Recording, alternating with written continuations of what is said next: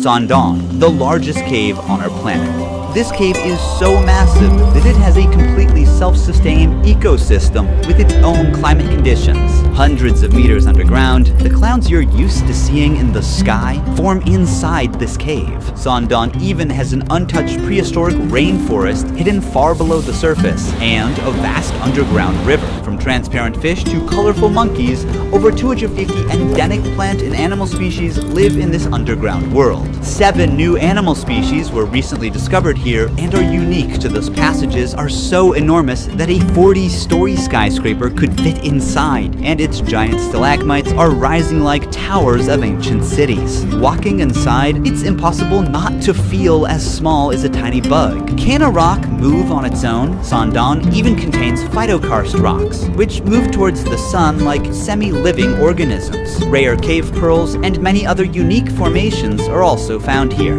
For 3 million years since its formation, the world had no idea about this cave's existence until it was fully explored in 2009 in Vietnam.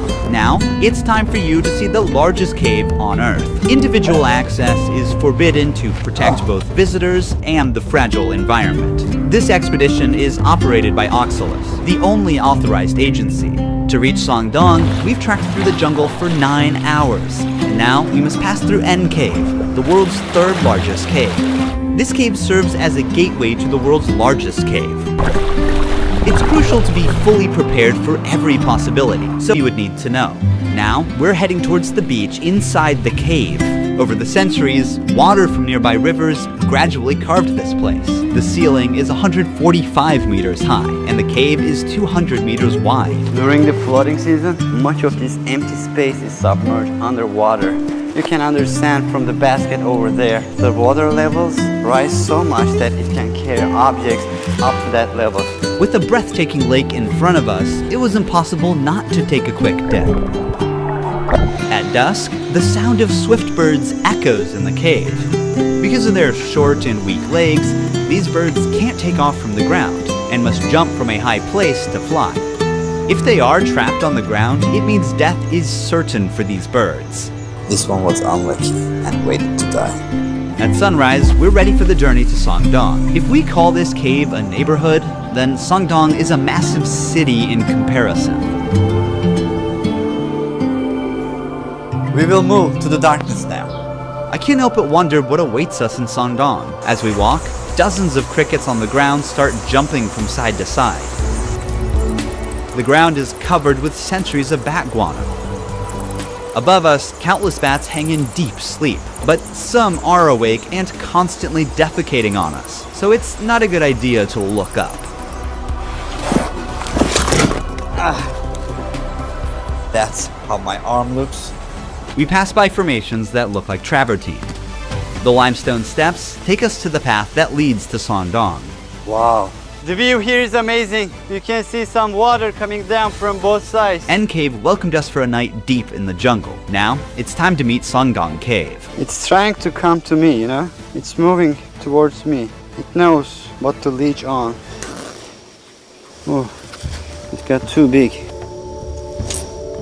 Beneath the soil we walk on lies the 450 million year old limestone formation, which began forming long before the existence of humans or even dinosaurs. Brings us down to the grand entrance of Sangdong.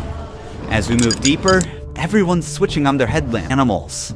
This is the entrance of Sangdong Cave. You can see those people look tiny at the entrance. Even just a few steps in, we're surrounded by incredible cave formations. The water, rich in minerals, flows down from the ceilings or walls and builds these beautiful rimstone pools over time. The very first animal greeting us is a cricket. We are making our way through the rocks. Some stalagmites are sparkling in pure white because of the mineral type they're composed of. It looks like a diamond. Yes, it does. There's a huge stalactite in bronze color, resembling frozen waterfalls. The orange-brown hues suggest the presence of iron or other minerals mixed within the limestone.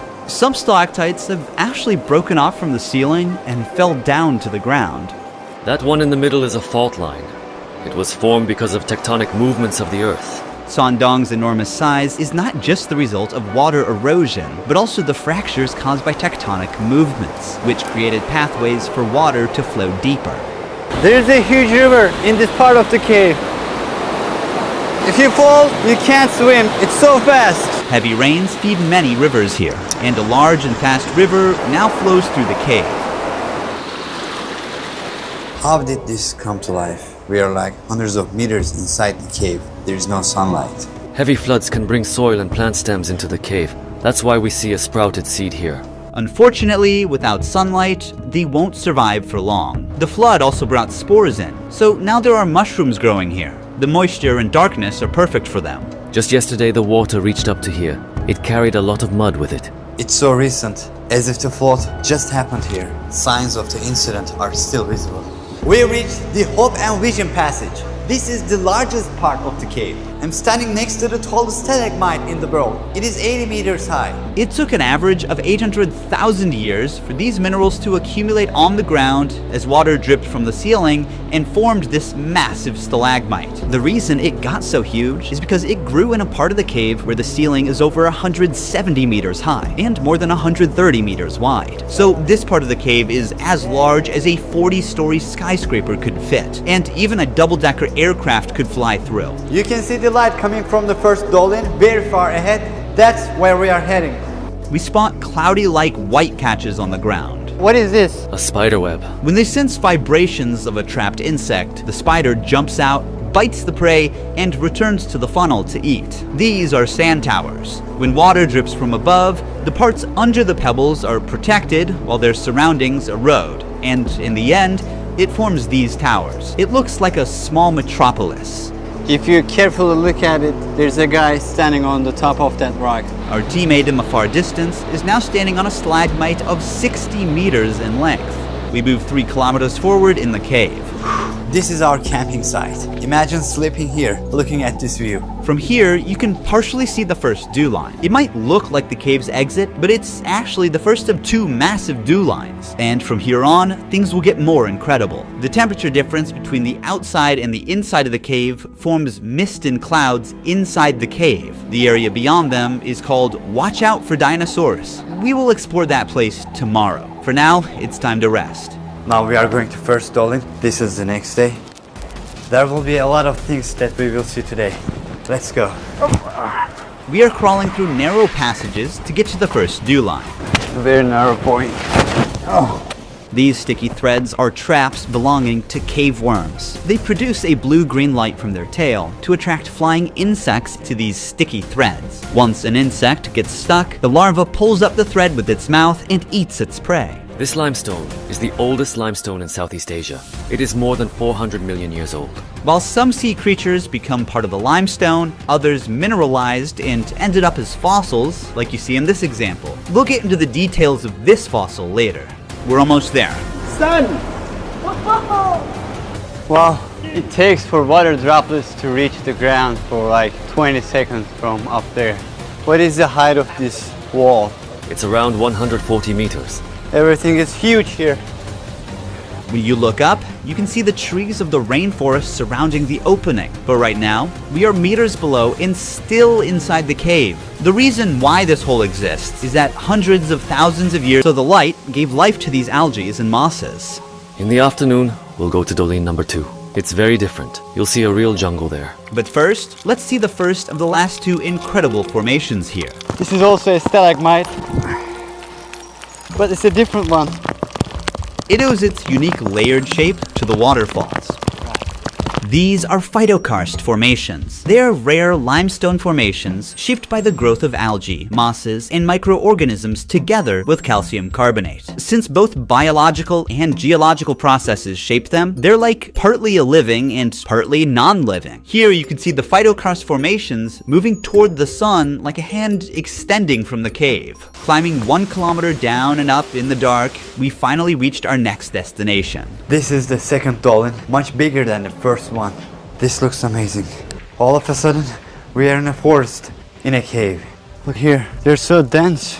The roof of the cave at this point collapsed as a result of the intersection of 2 main faults, forming a dew line on the surface 252 meters above where we are. The collapsed cave roof allowed sunlight to enter, giving rise to an entirely new ecosystem. Despite extreme conditions, plants and animals have managed to adapt and turn this place into a unique underground rainforest. As we move forward towards the light, the height of the plants grow. The soil makes it perfect to form a rainforest. A large portion of the soil here consists of bat guano. It is accumulated for millions of years and is highly fertile. The soil here is deep and full of small holes. There is an insect in each hole, and the insects are making traps in these holes to catch animals. This jungle is huge. The biologists have found more than 200 species of plants and almost 60 species of animals living in this area. There are some monkeys on trees. This might be the only cave where monkeys live.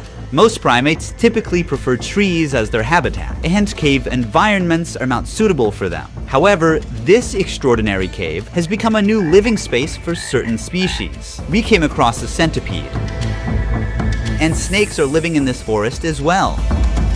Sound of this forest is calming. Even the explorers who first came here in 2009 thought they'd found the exit for a moment. Remember that we are in a cave.